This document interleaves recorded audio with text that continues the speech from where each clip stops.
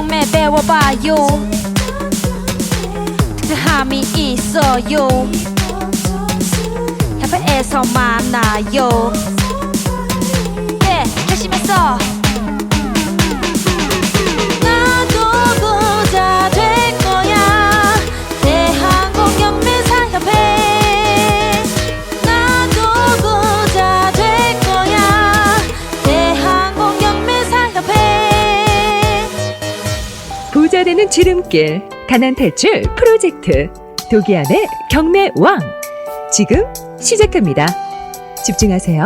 쉿. 그 코너 진행 그 방향에 대해서 말씀을 잠깐 드리면요. 실생활에 도움이 많이 되고 우리가 또 흔히 그 겪을 법한 어떤 상황들 그런 상황들을 기본으로 해서 그 판례를 들여다보면 좋을 것 같다는 생각을 많이 합니다. 네. 민사라든지 형사 뭐 다양한 범위를 다루되 우리 주위에서 흔히 일어나는 일들 있죠. 그런 부분들 그리고 우리 가까이에서 볼 수 있는 어떤 법적인 사안들에 대해서 그 짚어보는 방향으로 가면 어떨까 생각을 하고 있고요. 네. 가장 큰 취지는 쉽고 유익하고 그리고 실제 참조가 되고 또 바로 써먹을 수 있는 어떤 생활 지식을 다루었으면 좋겠다 하는 방향으로 코너를 진행하면 네. 좋겠습니다. 그러면 이제 판례는 경매 관련 판례도 있을 수 있지만 이제 어떤 부동산 판례, 네. 그 다음에 이제 조금 이슈가 되는 형법 판례죠. 네. 형사 판례도 괜찮을 것 같아요. 네. 또는 이제 뭐 조세와 관련된 어떤 판례도 괜찮겠죠. 네. 그죠. 국세청 판례라기보다는 예를 들면은 이제 국세청에 보면은 이제 국세 그 분쟁 같은 사건들 그렇죠. 그런 것들 소개하는 것도 사실 이번에 재밌을 것 같아요. 네, 맞습니다. 그러니까 그런 여러 가지 것들을 진행하는 프로로 아마 진행을 할 거고 지금 저희가 아마 진행하는 게 지금 하나는 경매 손자병법 하나 있고 최근에 있는 이제 그 생활 뉴스인가요? 네, 생활 뉴스. 생활 뉴스. 요것도 그럼 생활 판례죠. 네, 생활 판례 네. 해설. 그죠. 생활 판례 해설, 생활 법률 판례 해설. 맞나요? 짧게 하지 그냥. 짧게. 생활 판례 해설? 해설? 네. 생활 판례 해석하고 하나는 생활 뉴스 논평이었죠. 네. 인기가 좀 있어지는 것 같아요. 뭐 최근에 이제 다른 때는 이제 어떤 프로가 듣고 나서 좋다 이런 말을 잘 많이 안 들었는데 안 들었었어요? 많이 안 들었어요. 근데 아예 이번에는 그 어떤 코너가 좋다는 얘기를 많이 하더라고요. 특히 노노 쪽, 노노 꼭 노노래. 손자병법. 네, 손자병법. 노노도 나중에 네. 노노 같은 경우는 굳이 경매랑 연동을 안 시키더라도 네. 우리가 이제 그때 말한 대로 인생관이 좋아지면은 이 경매하고도 영향이 있어요. 네네. 자 그러면은 첫 번째 순서로 한번 그 소개 한번 해주실래요? 우리가 지금 판례를 3가지를 준비했죠? 네네. 예. 주로 이제 저희가 그 임대차 쪽 그 전입신고 관련해가지고 연결된 부분에 대해서 네. 말씀을 드릴까 합니다. 네. 대법원 2014년 2월 27일이고요. 배당 이의에 관련된 그 판례입니다.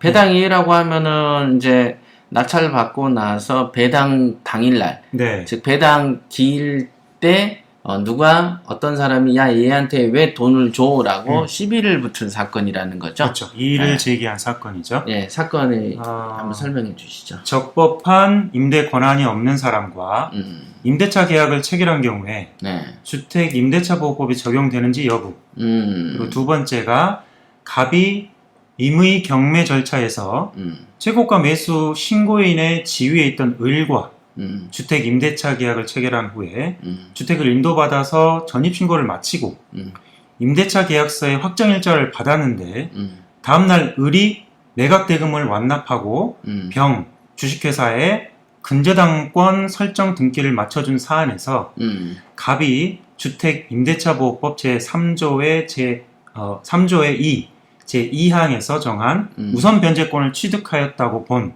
원심 판결에 법리 오해 등의 위법이 있다고 한 사례라고 되어 있습니다. 요건 상당히 독특하네. 네.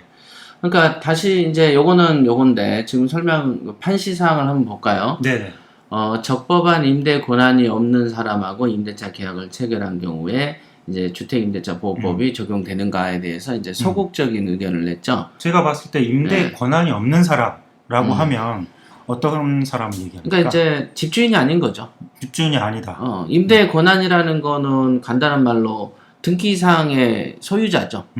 소유자만 임대 권한이 있는 거지. 네. 그러니까 예를 들면 뭐 소유자의 아들이나 아내라고 해서 임대 권한이 있는 건 아니죠. 임대 권한이 되려면 대리인의 이제 그 인감증명 뭐 대리에 대한 권한이 임대차에 대해서 네가 가서 대신해 라는 어떤 그 권한이 있어야 되는데 우선은 권한이 없다라는 것은 그 물건의 소유자가 아닌 사람이 세를 줄 수는 없는 거죠.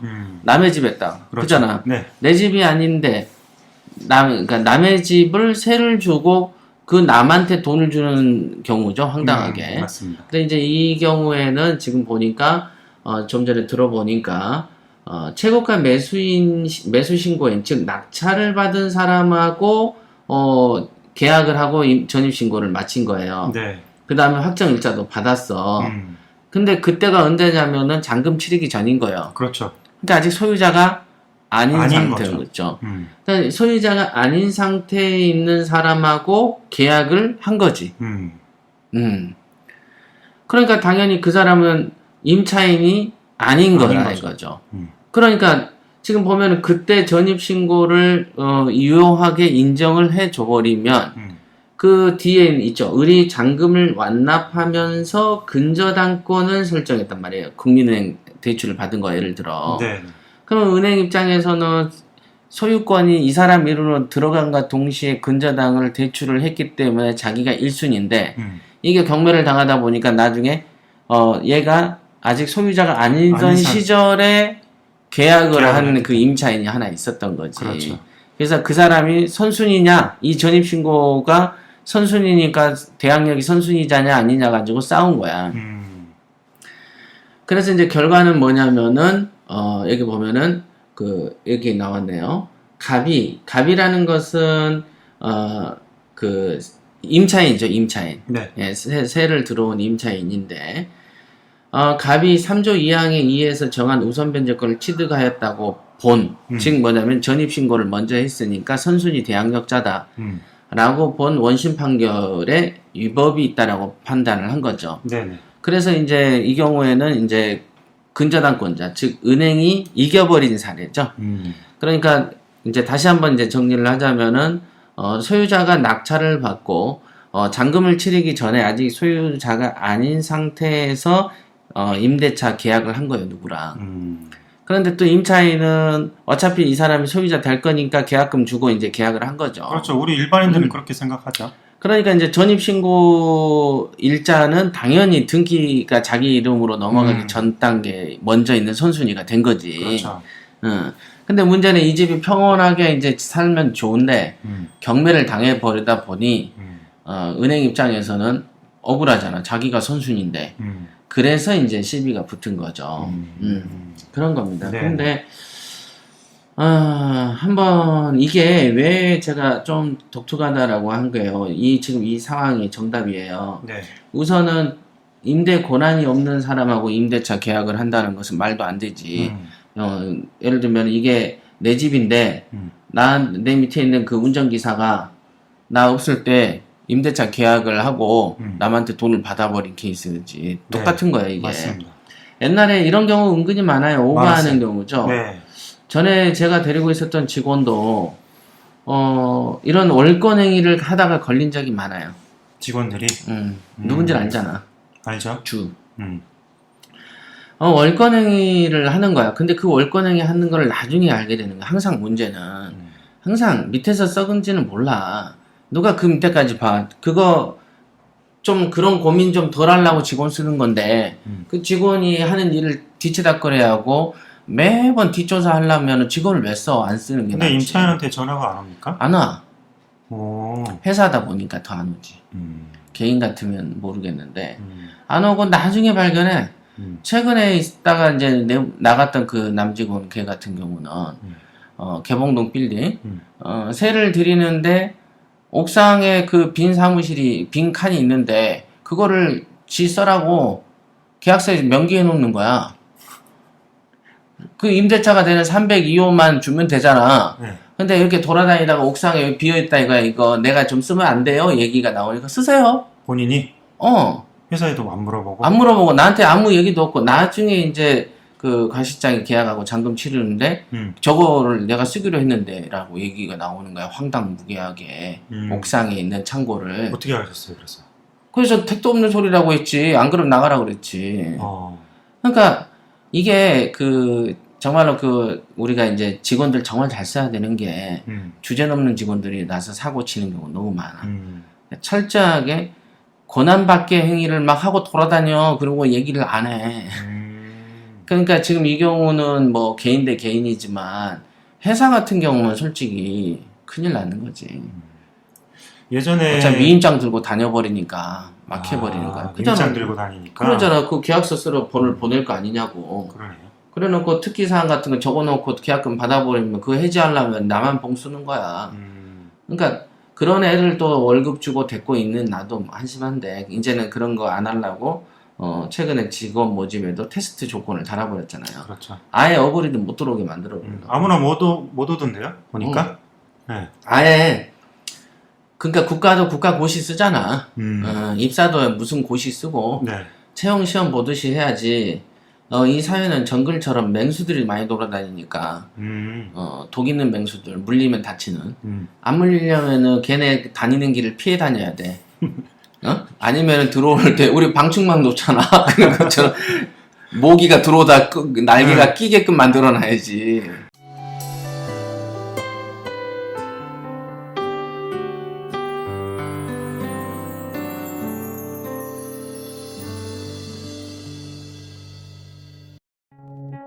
과장님 글쎄요. 친구 하나가 벌써 내 집 마련에 성공하고 월세도 받는데요.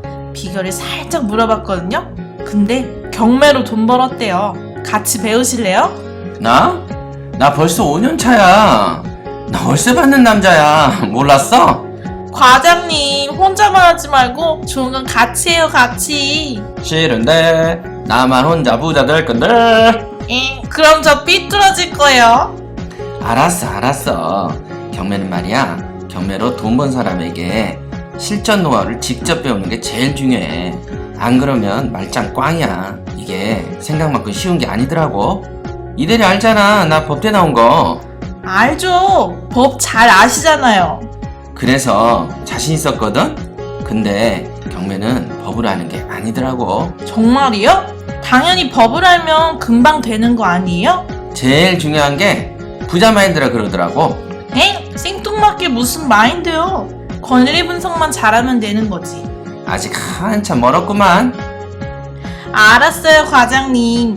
플리즈. 지금 바로 검색해봐. 대한공경매사협회. Right now!